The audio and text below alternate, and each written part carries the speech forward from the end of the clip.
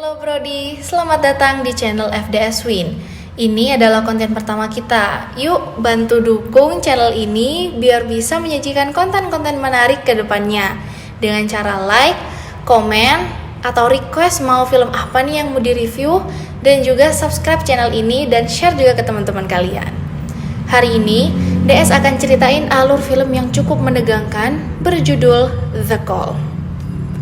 Film ini bercerita tentang seorang perempuan yang bekerja sebagai operator 911 yang memiliki trauma tentang pembunuhan.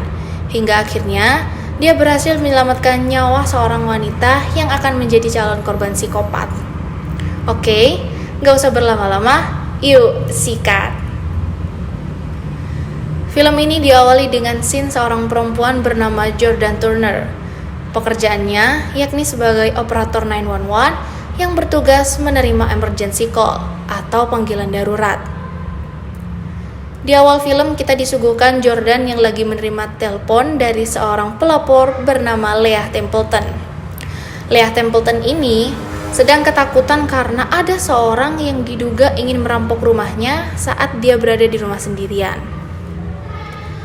Jordan dengan sigap membantu Leah agar bisa bersembunyi dari penjahat sembari Jordan menghubungkan panggilannya ke polisi. Saat penjahat berhasil masuk ke dalam rumah, Jordan meminta Leah untuk bersembunyi di dalam kamar dan mengunci pintu kamar dari dalam sambil menunggu polisi datang.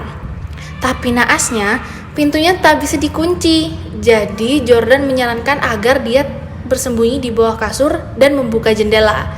Sehingga tindakan ini tuh mengecoh penjahat yang akan menyangka Leah sudah kabur melompat dari jendela. Awalnya, rencana ini berhasil. Penjahat terkecoh dan mengurungkan niat untuk mencari Leah. Tapi, telepon Leah dan Jordan terputus. Kemudian, Jordan mencoba menghubungi Leah dan yang bikin greget, HP Leah bunyi dan didengar sama penjahatnya. Naasnya, Leah ditemukan sama si penjahat.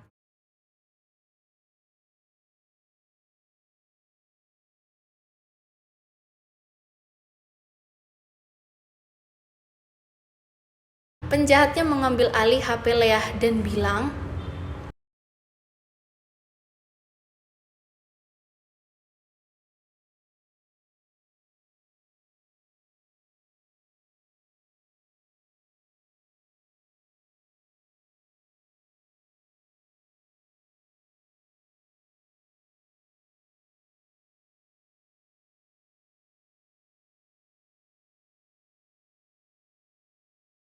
Leah digebukin abis-abisan sama si penjahat. Jordan merasa bersalah dan menenangkan dirinya di ruangan sebelah. Dia ngerasa bersalah karena deringan telepon itu ngebuat Leah ditemukan sama si penjahat. Keesokan harinya, udah terdengar kabar di breaking news kalau ditemukan mayat bernama Leah Templeton. Fix nih, si Jordan langsung merasa bersalah dan galau lagi.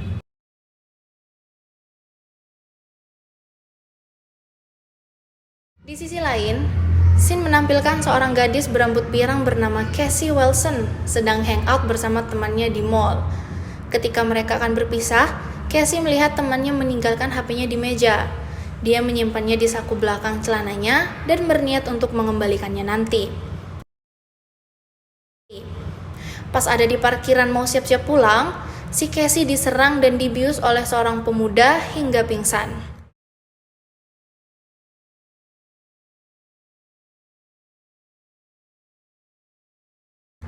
Sesadarnya, Casey langsung berada di bagasi mobil dan hanya tersisa HP temannya yang berada di saku belakang. Karena panik, dia langsung bergegas menelpon 911 untuk meminta bantuan. HP yang dipakai Casey ini HP jadul, jadi nggak bisa diakses lokasinya. Di saat menelpon 911, Casey ini ditangani oleh operator baru yang belum berpengalaman. Karena keadaan panik, Jordan yang saat itu standby di tempat langsung mengambil alih telepon meskipun ia masih dihantui rasa bersalah tentang kejadian beberapa waktu lalu, kejadian si Leah Templeton itu. Jordan membantu Casey dengan menenangkannya sembari menuntun Casey untuk memberikan sedikit informasi tentang lokasinya, mobil si penculik, kecepatan laju mobil, biar tahu mobil ini melaju di jalan tol atau jalan bergelombang. Sambil berkomunikasi dengan Casey, Jordan juga menghubungi polisi untuk mencari Casey mengikuti petunjuk yang Casey katakan. Jordan melanjutkan percakapannya dengan Casey. Jordan memberikan saran agar Casey merusak lampu bagian belakang mobil sebagai jalan buat Casey melambaikan tangan untuk menarik perhatian pengendara lain. Gila, si Jordan ini cerdas ya. Usaha Jordan dan Casey berhasil. Ada pengendara lain yang juga menghubungi 911 untuk mengabarkan hal serupa. Dari situlah didapat informasi terkini mobil penculik Casey dan nomor plat mobil yang digunakan. Sayangnya, mobil yang digunakan ini adalah mobil hasil curian milik nenek-nenek. Jordan gak kehabisan akal. Dia kembali mengecek apakah ada barang-barang yang masih bisa digunakan untuk menunjukkan jejak.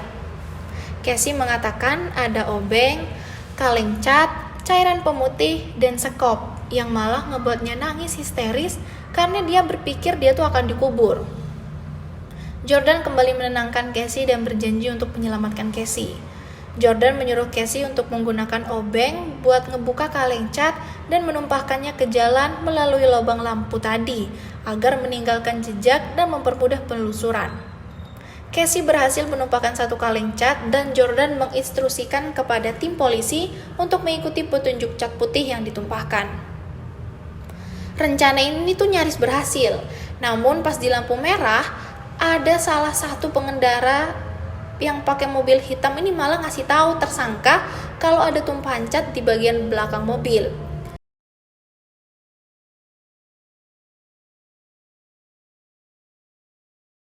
Menyadari ada hal yang gak beres, penculik itu langsung tancap gas dan menepi ke tempat yang aman. Dia mengecek bagian belakang mobilnya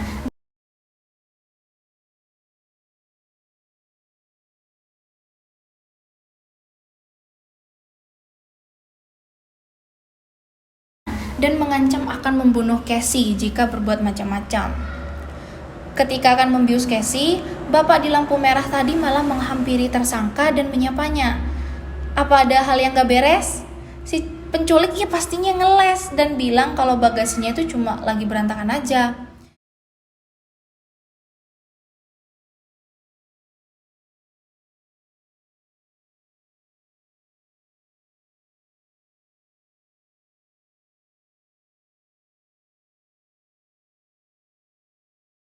Nah, menyadari hal yang gak beres ini, si bapak nih langsung kembali ke mobilnya dan menelpon 911. Di saat akan menelpon, boom! Si penculik datang dan menghajar bapak-bapak itu dengan sekop. Gila ya, psycho bener.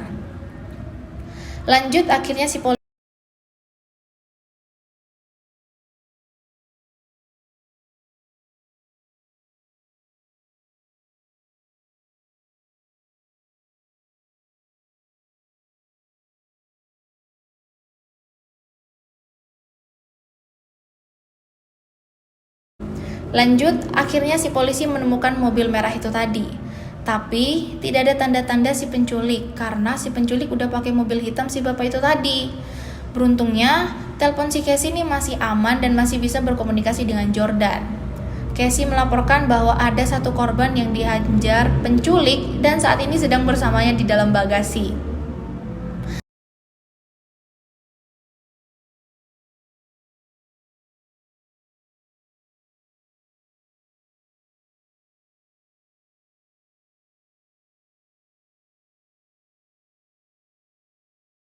Tiba-tiba, si bapak ini gak bisa diajak kompromi, Brody. Dia malah sadar dan teriak-teriak gak jelas, malah ngebuat kehebohan yang membuat penjahat ini makin parah. Gila, gue belibet banget karena ini bener-bener, wah anjir.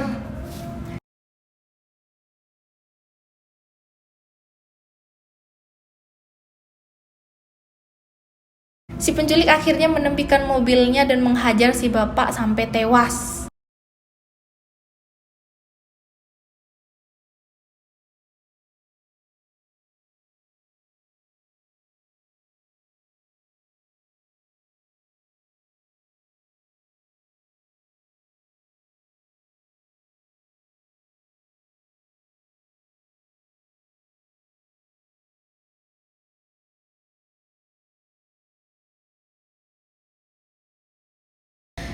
Dengan kejadian itu, Casey malah jadi putus asa dan berpikir bahwa dia tuh cuma tinggal nunggu waktu aja. Tapi Jordan kembali memberinya semangat bahwa ini tuh akan segera usai. Jordan menyuruh Casey untuk memeriksa dompet si bapak ini untuk ngecek data dirinya. Nah, didapatkan informasi bahwa nama si bapak ini adalah Alan Dernando.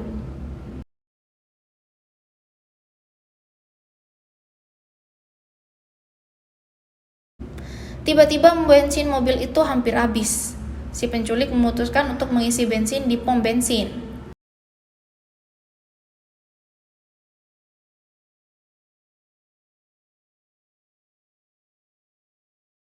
Casey dengan berani nih berusaha untuk mencari bantuan dengan membuka kursi mobil dan berteriak. Teriakan itu pun didengar oleh pekerja yang ada di pom bensin itu, Brody. Tapi sialnya, ketika pekerja pom itu ingin menolong Casey dengan menodongkan pistol ke si penjahat gak kehabisan akal, cuy. Dia malah menyemprotkan bensin dan ngebakar si bapak itu. Gila sih, bener-bener parah sih dia.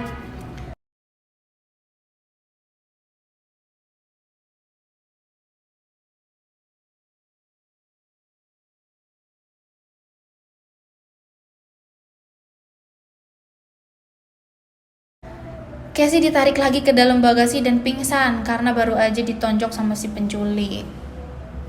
Sementara di tempat lain, polisi melakukan olah TKP di tempat mobil merah dan pembunuhan si bapak yang bernama Alan Dernando tadi. Dari hasil sidik jari itulah, identitas asli si pelaku ini ditemukan. Wah, namanya tuh Michael Lewis Foster. Dari identitas itu, polisi mengetahui tinggi badan, berat badan, dan yang paling penting alamat si pelaku. Setelah itu, polisi langsung bergegas cus ke rumah Michael Foster dan bertemu dengan istri dan anak-anaknya. Istrinya kaget setengah mati dong, ya iyalah. Tidak menyangka dan tidak percaya dengan apa yang dituduhkan oleh si polisi.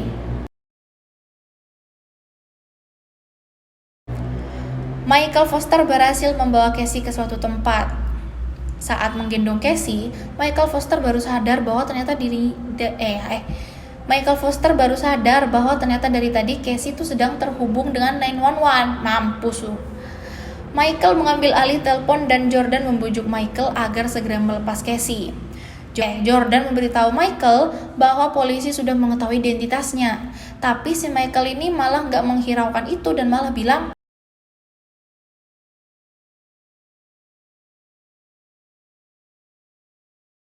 perkataan itu mengingatkan Jordan pada kasus Leah Templeton beberapa waktu lalu. Jordan pun yakin bahwa Michael ini adalah pelaku yang sama dengan kasus Leah Templeton. Di rumah Michael, polisi menemukan petunjuk sebuah foto dengan latar sebuah rumah yang merupakan rumah orang tua Michael di Santa Clarita Hills. Tempat itu juga merupakan tempat terakhir saat telepon Jordan dan Casey terputus. Polisi pun sudah sampai di tempat kejadian, di rumah Michael, Santa Clarita Hills. Namun di sana nggak ditemukan siapapun dan rumah itu benar-benar kosong. Sementara itu, Michael sudah membawa Casey ke sebuah tempat prakteknya. Di sana, Michael membersihkan rambut Casey, membuka baju Casey, dan merapikan rambutnya. Saat Michael lengah, Casey berhasil menyemprotkan sesuatu ke mata Michael dan berhasil kabur. Pintar. Tapi karena gak tahu jalan keluar, akhirnya Casey masih berhasil ditangkap oleh Michael.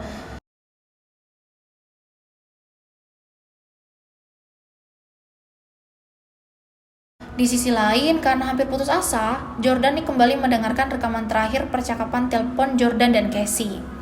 Di rekaman itu, Jordan hanya mendengar sebuah suara dentingan yang tidak memberikan jalan keluar. Agar rasa penasarannya terjawab, Jordan memberanikan diri untuk pergi ke Santa Clarita Hills mencari Casey seorang diri. Gila, sendirian woi. Di dalam rumah itu, Jordan tidak menemukan apa-apa. Tetapi dia mendengarkan suara dentingan dari tiang bendera yang sama persis ketika ia dengar di rekaman teleponnya bersama Casey. Dari situlah dia menemukan ruangan bawah tanah rahasia dan memberanikan diri masuk ke dalam. Di ruangan itu, dia melihat Michael dan segera bersembunyi di sebuah ruangan. Tak berselang lama, Michael juga memasuki ruangan Jordan.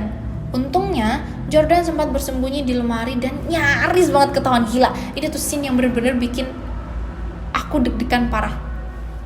Ternyata ruangan itu tuh adalah ruangan Michael memuaskan dirinya. Jordan terus memperhatikan gerak-gerik aneh dari Michael. Dan ternyata Michael ini adalah psikopat yang tergila-gila dengan rambut blonde korbannya. Hal itu dikarenakan Michael mencintai adik kandungnya yang berambut blonde yang meninggal karena kanker. Itulah kenapa korbannya itu semua tuh adalah remaja wanita berambut blonde. Michael mengeksekusi korbannya dengan menguliti bagian kulit rambutnya untuk mendapatkan rambut blonde yang utuh hanya demi memuaskan imajinasi liarnya. Ketika hendak memulai menguliti kepala Casey, Jordan datang dengan menghantam kepala Michael hingga terjatuh. Jordan bergegas melepaskan ikatan Casey, namun sialnya Michael segera bangun dan terjadilah baku hantam di antara mereka. Casey yang mulai sadar, mulai membantu Jordan dengan menghantam Michael menggunakan pisau. Michael mengamuk dan mengejar mereka hingga keluar ruangan. Ketika sampai di luar, Casey berhasil menusuk punggung Michael dan Michael pun pingsan. Bagus. Jordan dan Casey menggunakan kesempatan itu untuk mengikat tubuh Michael. Pada saat itu terjadi percakapan di antara mereka. Michael bertanya, "Kapan polisi akan datang?" Jordan menjawab, "Mereka tidak memanggil polisi. Namun mereka mengatur strategi bahwa Casey berhasil kabur sedangkan Jordan menemukannya di hutan." Anjir, jawabnya tuh berdamage banget itu. Akhirnya, Jordan dan Casey meninggalkan Michael di ruangan bawah tanahnya sendirian. Oke, itu tadi alur cerita dari film The Call. Terima kasih udah nonton. Jangan lupa like, komen kalau kalian ada request film untuk diceritain alurnya, dan juga share ke teman-teman kalian. Tetap stay tune terus di channel FDS Win. Ayo dukung channel ini biar Mimin bisa mampu bayar UKT kuliah. See you, bye-bye.